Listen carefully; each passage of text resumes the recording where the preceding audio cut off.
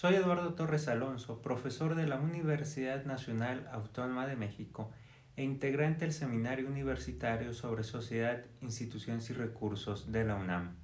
En el marco del Congreso Virtual Universidad, Sociedad y Crisis Humanitaria organizado por la Universidad Autónoma de Chiapas, compartiré con ustedes una reflexión sobre la situación contemporánea titulada Emergencia, Estado y Sociedad, reflexiones en torno a la COVID-19 y sus efectos en la estructura institucional y en las relaciones sociales.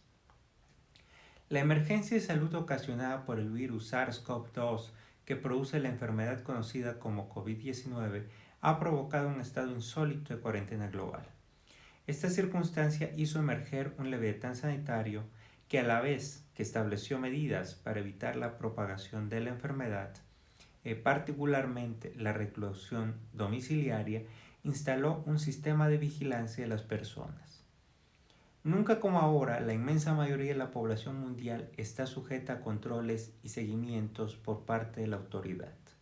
A la vez, la emergencia de salud pública ha provocado un cuestionamiento severo a las políticas de ajuste estructural que han afectado, entre otros, a los sistemas de salud de los países. Esta protección se ha reflejado en medidas que han incluido el cierre de las fronteras como un recurso de reafirmación de la soberanía y del señalamiento del otro, generalmente extranjero, como el responsable de los contagios.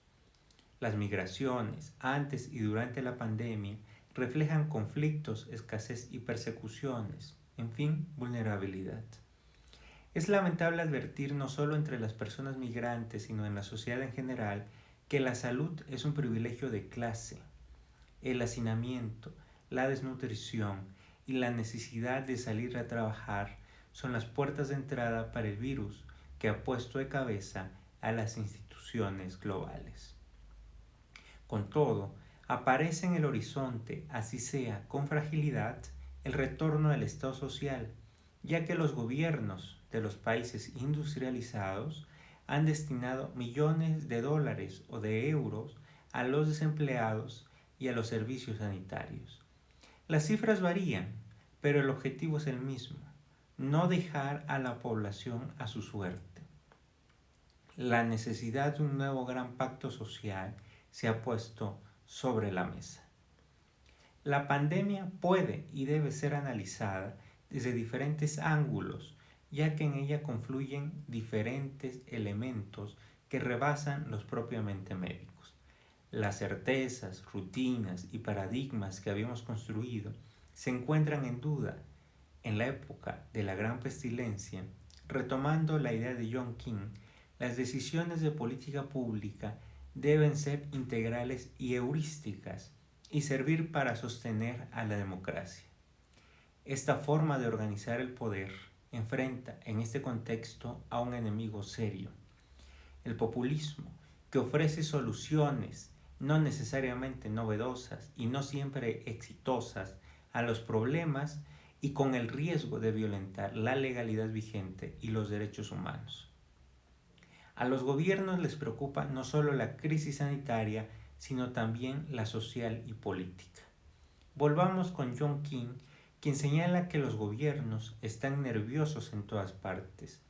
Saben que sus poderes descansan, en último término, en el consentimiento de los gobernados. Las diferentes medidas que han tomado las distintas autoridades en el mundo para hacerle frente a la enfermedad han hecho que existan riesgos para el sistema y ejercicio de las libertades. De esta manera, la vigilancia del poder y de sus dictados viene a ser un requisito indispensable para que en el día después la democracia se mantenga como la forma de gobierno y no sea suplantada por gobernantes déspotas o autócratas. Ahí la forma interesada en que Víctor Orbán y Narendra Modi en Hungría e India respectivamente han utilizado la pandemia para arrogarse facultades, fracturando el pacto constitucional. La convivencia en la nueva normalidad debe estar fundada como sucedía antes de la pandemia, en instituciones con facultades claramente establecidas, en donde el poder frene al poder y la ciudadanía puede tener la seguridad de que sus libertades no están en riesgo.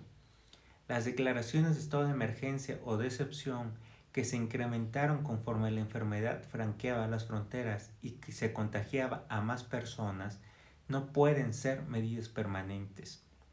Su naturaleza obedece a circunstancias temporal e incluso geográficamente establecidas. Siguiendo a Boaventura de Sousa Santos, en el futuro tendremos que distinguir entre Estado democrático y Estado de excepción, sino también entre Estado de excepción democrático y Estado de excepción antidemocrático. Los tiranos buscarán aprovecharse para reforzar su régimen de ausencia de libertades y de sometimiento ciudadano. Por ello, los organismos multilaterales, la sociedad civil y la oposición política deben mantenerse como vigilantes del poder. Para nada pueden volverse normales las medidas que limitan derechos. Además del personal sanitario, son especialistas en Big Data quienes están haciendo frente a la pandemia. El virus ha sembrado el miedo en el ciudadano y para protegerse, se dio más libertades al ciudadano y aceptó restricciones a sus derechos. Mantener la videovigilancia después de la emergencia es una tentación de muchos gobernantes.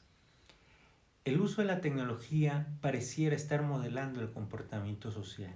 Por ejemplo, China ha introducido un sistema de puntaje social establecido antes de la pandemia que permite una evaluación profunda de los ciudadanos. Si alguien se pasa un semáforo, por ejemplo, pierde puntos y en función del puntaje podría ser objeto de sanciones. El panóptico digital ha dejado de ser una teoría para convertirse en una realidad. Ahora bien, puede decirse que los sistemas políticos cerrados, autoritarios, han enfrentado de mejor medida la pandemia. No es una pregunta de fácil solución. Es cierto que en dichas sociedades la disciplina social es mayor por cuestiones filosóficas y culturales, como señala Byung-Chul Han, el filósofo surcoreano. Pero en las sociedades abiertas, las democráticas, se ha registrado una menor letalidad puesto que existe mayor circulación de información. Concluyamos. Con los estados de excepción sufren los derechos humanos. Es cierto, dicha excepcionalidad es reconocida por los mismos instrumentos en materia de derechos humanos, pero esas restricciones de las libertades y de los derechos deben ser claramente transitorias y en términos puntuales, solo para proteger la vida y la salud. El miedo no puede ganarle la confianza, tanto en las personas como en las leyes y en las instituciones, ya que si así ocurre, aparecen sujetos que desdeñarán las libertades, privilegiarán un sistema de vigilancia y espionaje permanente y señalarán chivos expiatorios. La emergencia actual y sus consecuencias no podrán ser solucionadas si no ocurre la modificación de las relaciones norte-sur en el marco del multilateralismo democrático. Es evidente que la amenaza a la continuidad de la vida, tal y como se conocía antes de la pandemia de la COVID-19, exige una respuesta integral que vaya más allá de lo propiamente inmediato.